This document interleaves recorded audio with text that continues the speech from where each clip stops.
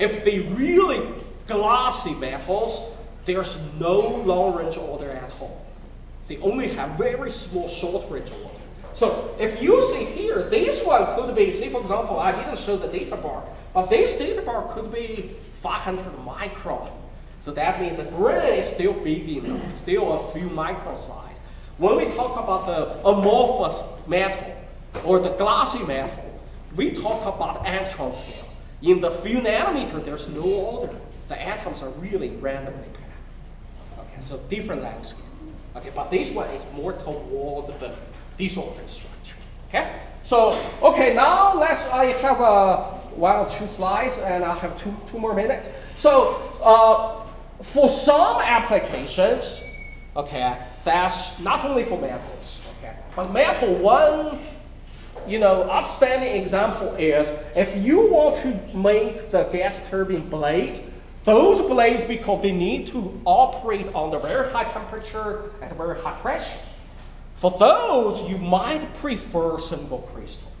The reason for that is because they have less, they have very good creep resistance. Later, I'm going to talk about the creep resistance. Creep resistance, simply say, is, some metals, you think they're strong enough, but they may not. Especially when their operating temperature is close to their melting temperature. They could become kind of like a fluid-like at that special temperature.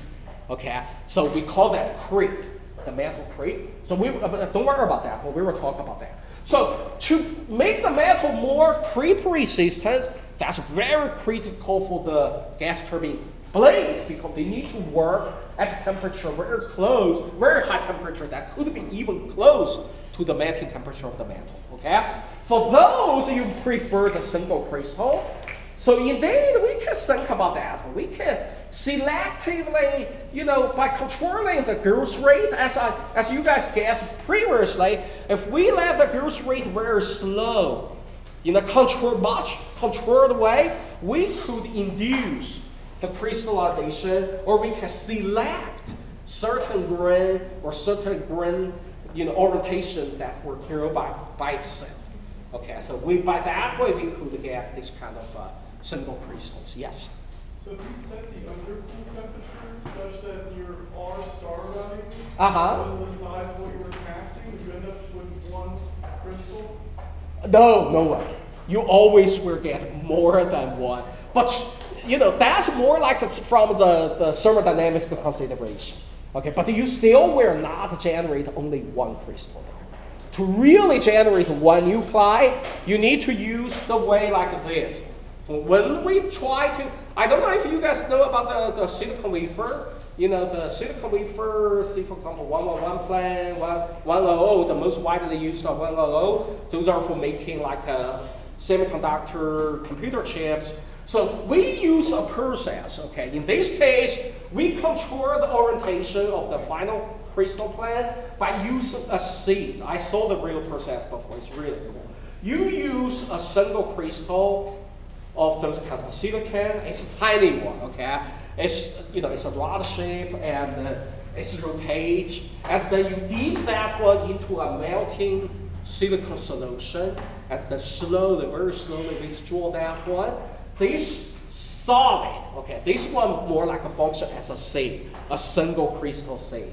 When you withdraw that one, you will get more like an ingot shape, and at the bottom is still melting, but when they solidify, but that process needs to be very slow. And also the temperature of the melt need to be very well controlled, okay?